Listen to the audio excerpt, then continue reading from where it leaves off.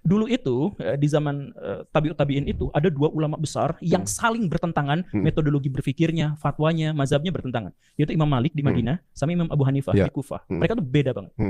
Tapi ketika mereka suatu kali berdebat hebat itu. Setelah debat malam-malam, dingin banget, Imam Malik kedatangan ulama yang lain, Imam Laits. Ditanya, Imam Malik kenapa ini keringetan kayak gini? Sedingin ini malah keringetan. Saya barusan berdebat dengan Abu Hanifah. Saya kepikiran banget itu logikanya kok gitu semua. Saya pecah ini apa yang saya pikirkan tuh semuanya pecah. Jadi itu orang benar-benar cerdas luar biasa. Jadi dia dalam tanda kutip mengakui kekalahannya. Pas Imam Laits datang ke Kufah, ditanya Abu Hanifah, gimana pendapat tentang Malik? Itu luar biasa orang tuh. Semua warisan Nabi dimonopoli semuanya sama dia. Jadi saling memuji kan. Mereka berbeda pendapat. Dan ketika Imam Malik punya murid namanya Imam Syafi'i cerdas luar biasa, setelah 3 atau 4 tahun belajar di Imam Malik, direkomendasikan ke Imam Abu Hanifah, walaupun pada waktu itu sudah meninggal. Bukan hanya direkomendasikan, diongkosin. Yang ongkosnya itu kalau sekarang dirupiahkan, bisa beli rumah harga 3-4 miliar gitu. Oleh Imam Malik. Diongkosin supaya belajar mazhab sana, padahal mazhabnya itu sangat bertentangan, sangat berbeda. Imam Abu Hanifah itu cenderung untuk menggunakan kias, menggunakan logika berpikir, sedangkan Malik paten Quran, hadis, kalau nggak itu saya nggak mau jawab. Gitu. Itu kan beda banget kan? Tapi saling merekomendasikan. Sekarang kalau misalkan ada kaum muslimin yang belajar di pengajian ini, hati-hati jangan ke sana nanti sesat. Akhirnya peradaban Islam hancur karena pecah belah itu, karena asobiah. Kita berpikirkan tafsiran kita tentang Islam bukan memperjuangkan Islamnya. Kita memperjuangkan bendera-bendera pengajian, memperjuangkan pesantren-pesantren yang kita ikuti, memperjuangkan ustadz-ustadz yang mengajarkan kepada kita ajaran agama. Kita nggak mengajarkan Islam. Perbedaan pendapat di depan Nabi itu berdebat sampai kalau misalkan Umar main fisik di depan Nabi itu pernah kejadian. Umar narik Amr bin As itu sampai lehernya kecekek gitu, itu di depan Nabi itu pernah kejadian kayak gitu. Gara-gara mereka berbeda pendapat. Tapi kan kata Nabi ya, gak usah kayak gitu. Umar dia juga benar gitu. Lah, pendapat saya benar gak? Benar. Jadi di zaman Nabi itu banyak para sahabat yang dibenarkan walaupun perbedaan mereka berbeda pendapat gitu. Ada yang gak apa-apa karena kebenaran itu bisa banyak sekali variabel. Gitu.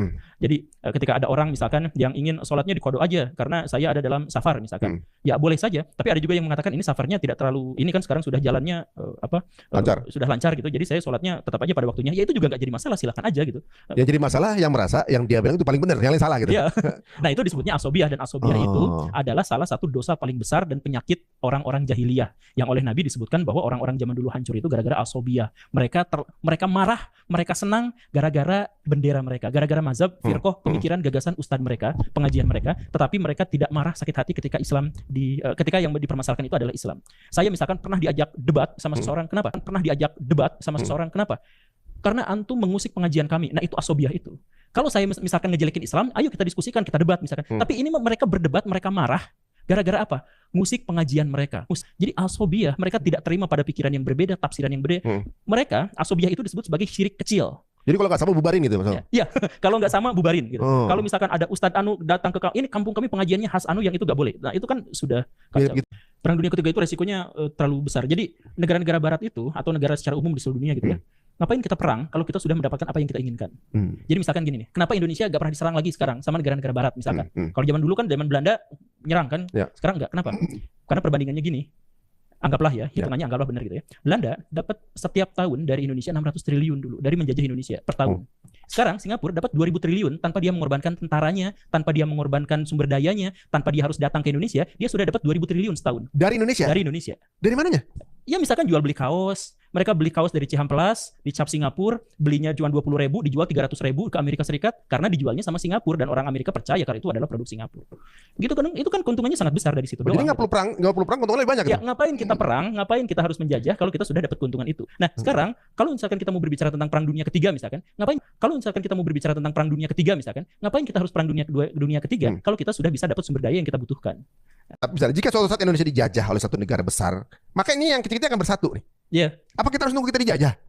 Ya kan? Iya, kayak gitu. Kalau nggak ada satu kepentingan bersama, ini yang kecil ini ngapain gua bersatu kalau bisa bedakan gitu kan? Iya. Nah, kira-kira apa dong solusinya? Solusinya kita ini terlalu gini nih ya, kita ini terlalu takut mati kan. Itu hubung dunia kan. Jadi misalkan gini ya, terjadi perang antara Israel dan Palestina. Sekitar 45% pro Palestina, sekitar 27%-an pro terhadap Israel. Tapi yang pro terhadap Israel itu beneran ngirim pasukan ke sana, beneran ngisi bantuan ke sana, bahkan kapal induk Amerika Serikat dikirim ke sana. Sedangkan yang pro terhadap Palestina, kami mengutuk. Ya udah selesai di situ. Iya, udah berhenti. Kenapa? Takut. Iya, benar-benar. Berarti yang minoritas yang kaya, ya kan? Maksudnya Jumlahnya lebih sedikit, tapi mereka yang kaya. Iya. Mereka yang punya segala artileri, segala macam, militer, segala macam. Yang sedikit ini, yang banyak cuma bisa ngecam. Begitu. Karena apa? Yang banyak ketergantungan sama yang dikit. Nah, itu dia. Coba bayangin kalau misalkan Facebook, nggak bisa ngeboikot semuanya. Kenapa? Karena kita yang butuh. Karena kita butuh juga. Makanya fokusnya adalah perbaiki diri sendiri, jangan sampai ketergantungan. Kita belajar semua ilmu pengetahuan yang kita butuhkan. Baru setelah itu kita berani maju. Gitu. Nah. Sekarang kita mau belajar ini nggak usah, belajar itu nggak usah. Ya akhirnya ketinggalan, kita ketergantungan sama negara-negara asing. Iya, kita sosial media kita pakai platform punya mereka kan. Iya. Apa-apa kita dibungkam misalnya kan. Iya. Kita mau bikin telat. Iya. Gitu ya. Maksudnya makanya YouTube kita beli nanti. kita beli